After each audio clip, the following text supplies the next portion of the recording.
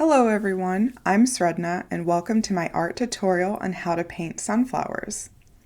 I'm a big fan of flowers and love painting them. I hope you also enjoy painting them with me today. With the smaller brush, I'm painting yellow around the blue part. Paint where you see the hash marks.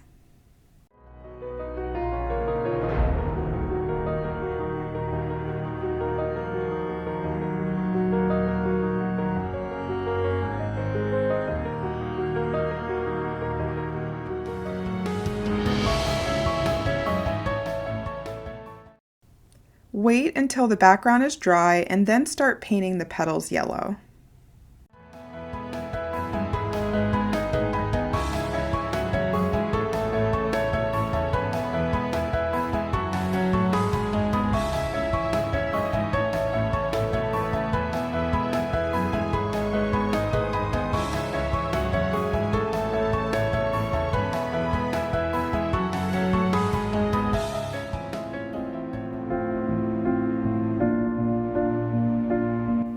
Well done! I hope you had a fun and relaxing time creating your painting. If you'd like to share, please tag me on Instagram or Facebook.